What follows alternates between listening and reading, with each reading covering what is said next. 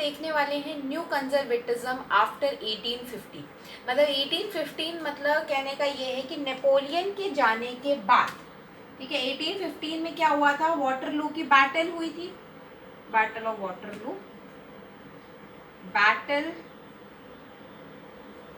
Of Waterloo हुई थी।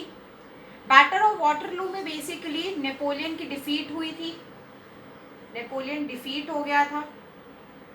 तो नेपोलियन के बाद कंजर्वेटिज्म कैसे आया और क्या है बेसिकली कंजर्वेटिज्म, इसके बारे में बात करें। कंजर्वेटिज्म ISM,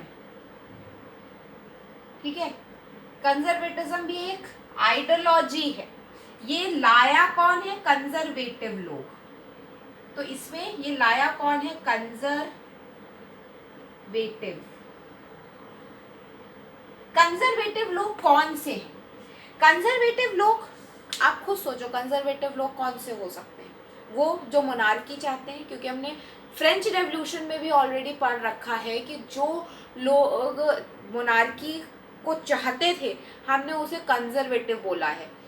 आपने सोशलिज्म इन यूरोप में भी पढ़ा है कि जो लोग स्लो चेंज चाहते थे वो कंजर्वेटिव लोग थे। तो यहाँ पे भी कंजर्वेटिव वही हैं जिन्हें क्या चाहिए, मोनार्की चाहिए। क्या चाहिए, मोनार्की चाहिए, ठीक है। मतलब उन्हें मोनार्की चाहिए, उन्हें चर्चेस चाहिए, उन्हें सोशल हिरार्की चाहिए,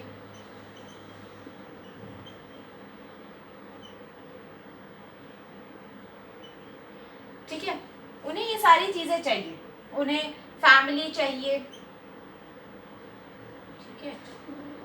जो ओल्ड सोसाइटी थी उन्हें वो चाहिए बेसिकली, ठीक है। ओल्ड सोसाइटी लिख देते, ओल्ड सोसाइटी जो थी वो चाहिए थी, जैसे ओल्ड सोसाइटी चलती थी वो उन्हें चाहिए थी बेसिकली। तो यहाँ पे ये सारी चीजें उन्हें चाहिए, ठीक है। ये चीज आप मार्क कर लो। बट इसके साथ ये कंजर्वेटिव लोग इसके साथ ये भी चाहते थे कि मॉडर्नाइजेशन हो जाए। क्या हो जाए, मॉडर्नाइजेशन। ये एक नई चीज चाहते थे, मॉडर्नाइजेशन।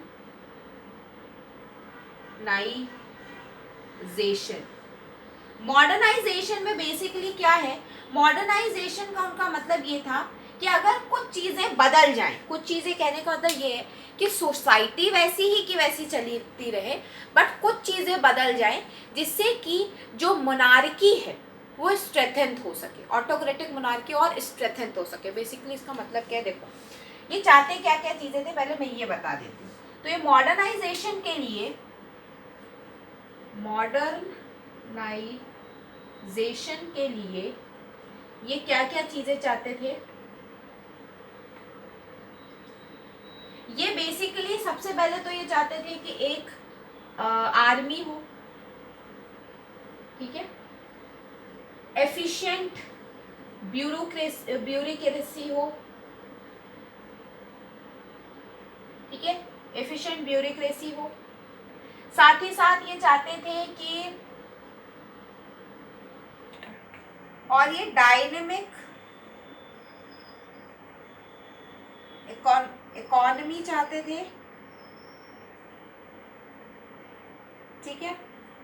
और साथ ही साथ जो भी सर्फडम और फ्यूडल ड्यूज हैं उनका एबॉलिशन चाहते थे।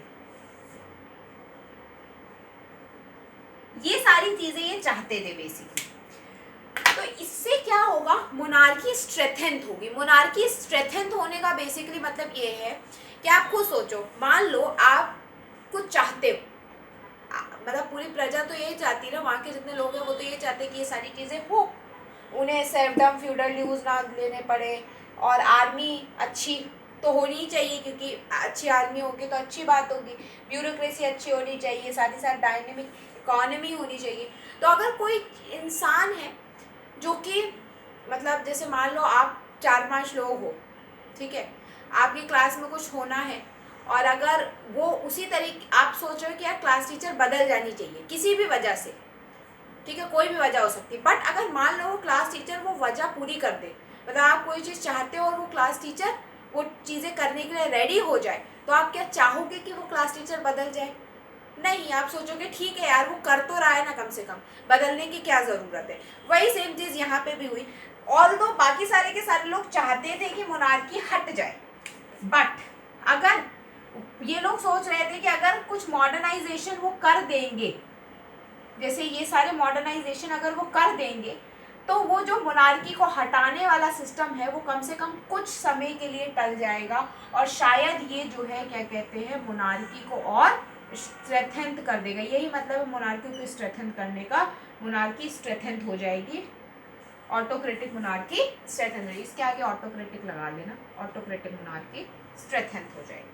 ठीक है, तो एक बार फिर से रिवाइज करते हैं क्या है conservatism. Conservatism is a ideology. Conservatism आप ये कह सकते हो कि एक आइडियोलॉजी का नाम है जो कि कंजर्वेटिव लोगों के अंदर थी। उसमें वो क्या चाहते हैं कि भाई मोनार्की हो, चर्चेज हो, सोशल हिरार्की हो, ओल्ड सोसाइटी जैसी हो, बट वो प्री रेवोल्यूशनरी डेज में नहीं जाना चाहते। प्री रेवोल्यूशनरी डेज बेसिकली वो डेज थे 1815 के पहले, जब रेवोल्यूशन हो रहे थे फ्रांस में और भी कई सारी जगहों पे, जो नेपोलियन लड़ाइयाँ लड़ रहा था, रेवोल्यूशनरी डेज में नहीं जाना था। तो वो सोच रहे थे कि कुछ मॉडर्नाइजेशन होना ज़रूरी है क्योंकि समय के साथ बदलना ज़रूरी है। तो उन्होंने ये सारी चीज़ें कही कि आर्मी होनी चाहिए, एफिशिएंट ब्यूरोक्रेसी होनी चाहिए, डायनेमिक इकोनॉमी होनी चाहिए, साथ ही साथ फ्यूडल ड्यूज और सर्वडम को आप जो है एबॉलिश कर सकते हो। इससे क्या होगा कि मोनार्की और ज़्यादा स्ट्रेथेंथ हो जाएगी और लोग जो है मोनार्की को हटाने के फेवर में थोड़ा और कम हो जाएंगे, क्योंकि ये सारी चीज़ें वो कर देंगे अगर तो ये है आपका न्यू कंजर्वेटिज्म 1815। हम नेक्स्ट वीडियो में पढ़ेंगे ट्रीटी ऑफ वेना।